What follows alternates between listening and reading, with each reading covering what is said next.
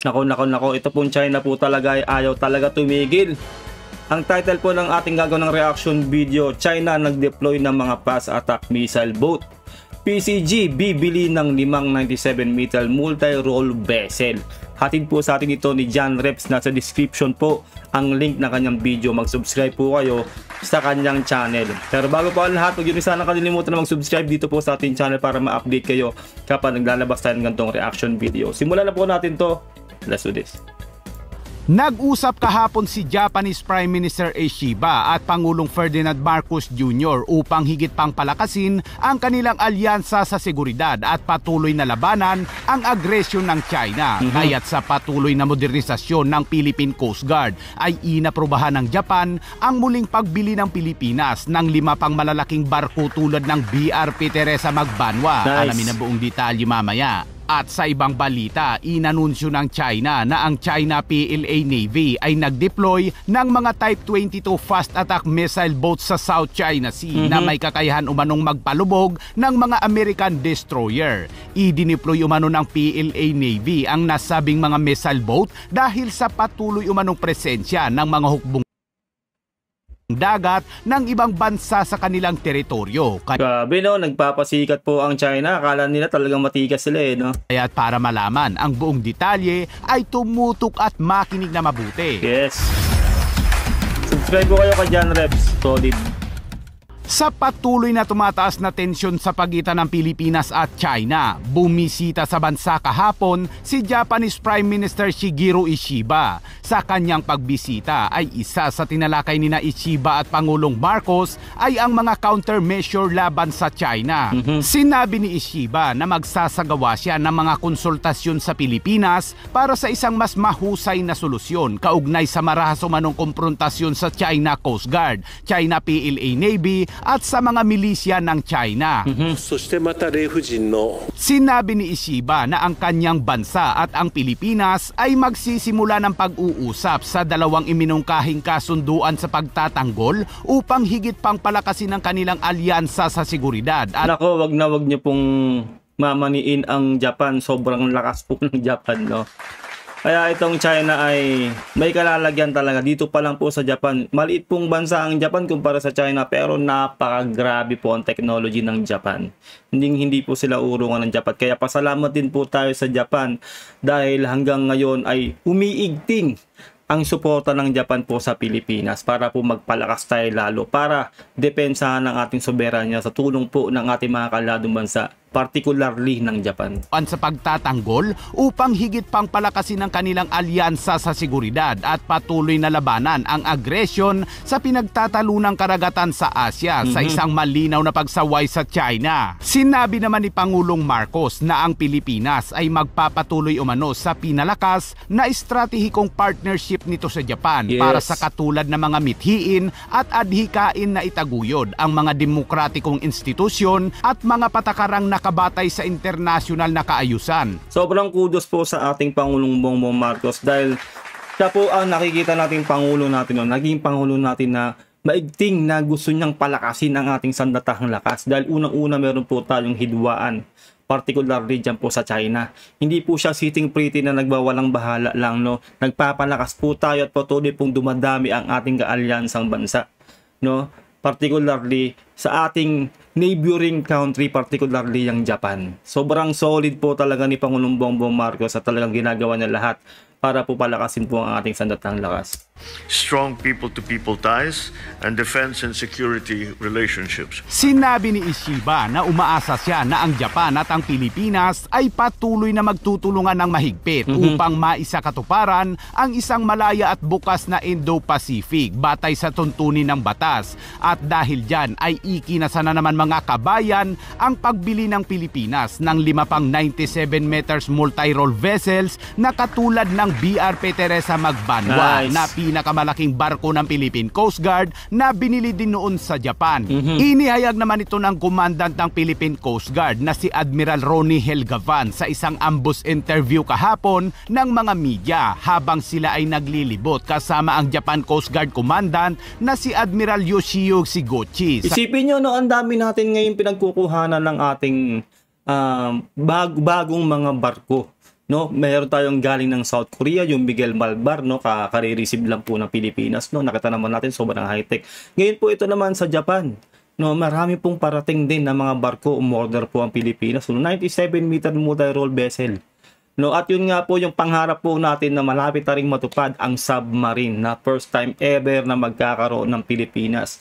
Ang nag-pitch po niya noong talaga pong may adhikain na magkaroon po talaga tayo niyan ay si Pangulong Bongbong Marcos. Kaya solid po talaga ang ating Pangulong Bongbong Marcos dahil lahat po ito ay ginagawa niya. First time in history po yan kung magkakaroon po tayo ng submarine. First time po yan na magkakaroon po ang Pilipinas yan. Kailangan na po natin yan. Sobrang left behind na po tayo sa mga ganyang teknolohiya. Kasi sobrang high-tech na po talaga ngayon. No? Kailangan po natin maghabol.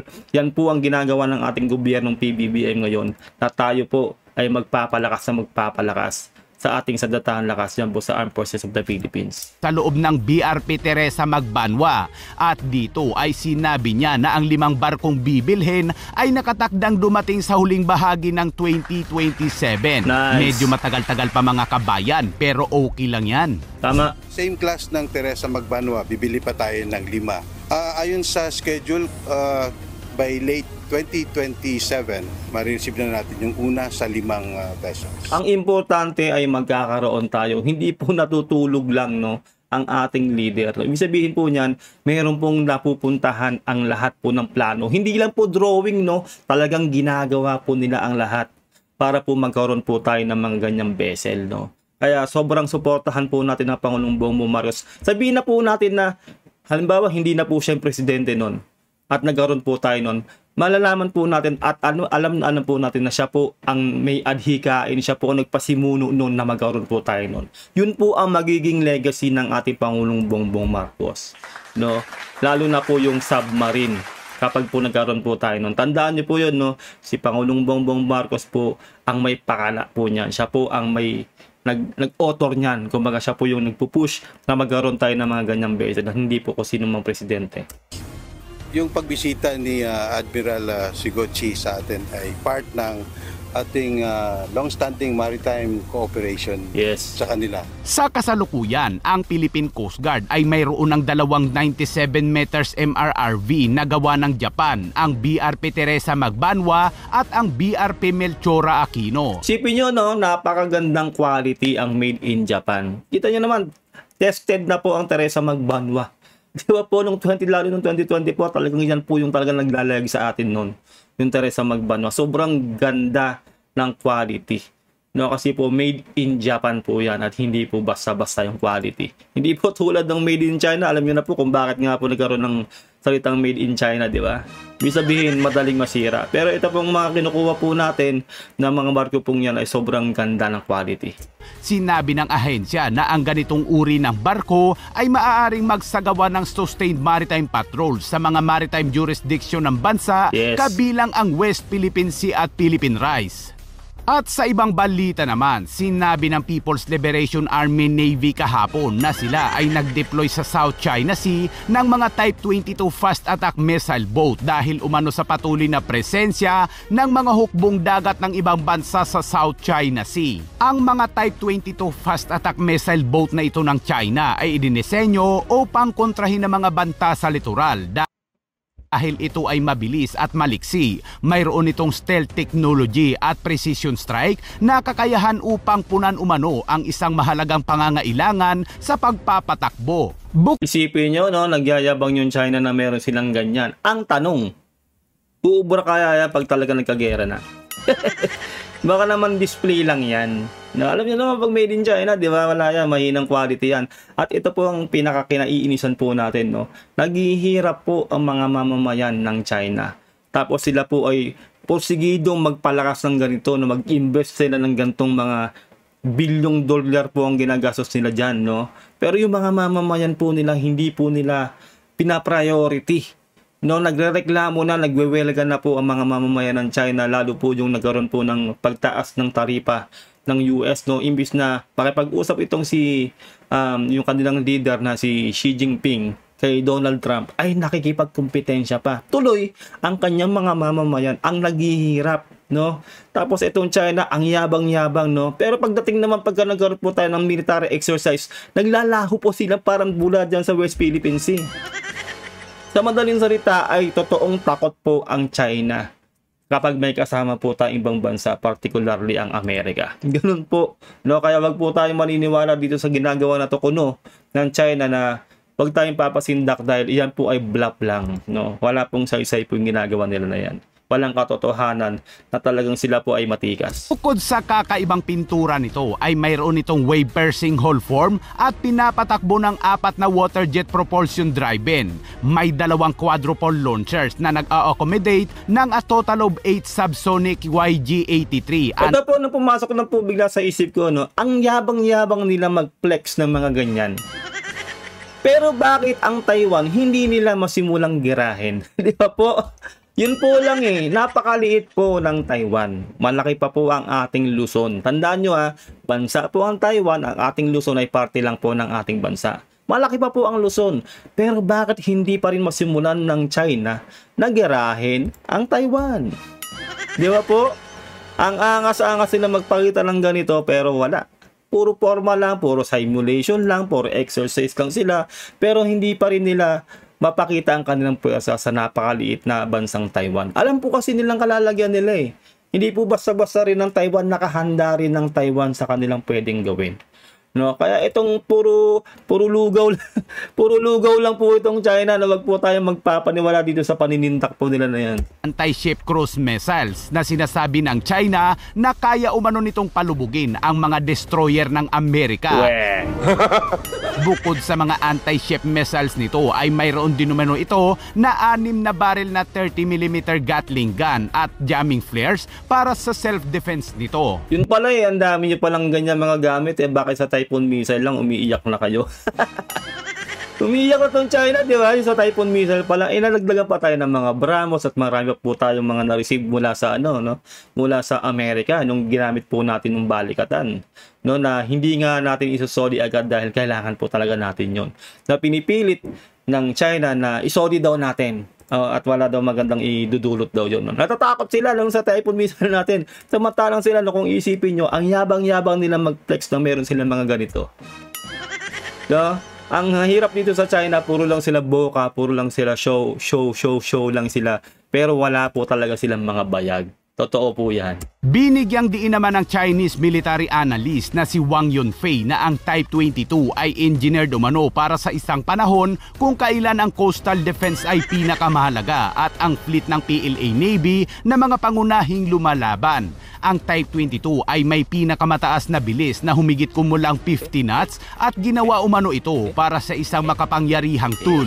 Pero takot naman ang mga barkong ito pag andyan ang mga barko ng Amerika, mga kabayan. Ayan po yung sinasabi ko, di ba?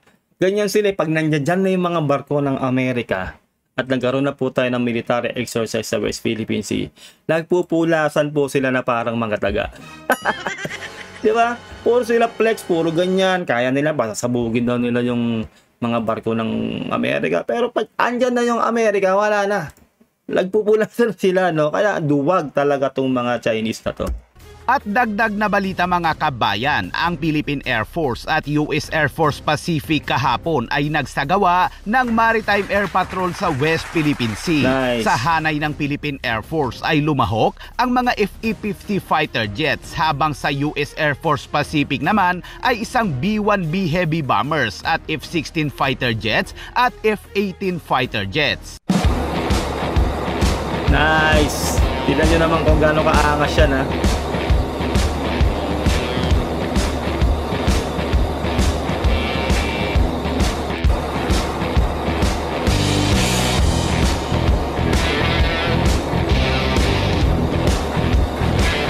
Ayun lang po, no, ating po nagawa ng reaction video, ang video to ni John Reps. Mag-subscribe po kayo sa kanyang channel, nasa description po ang link.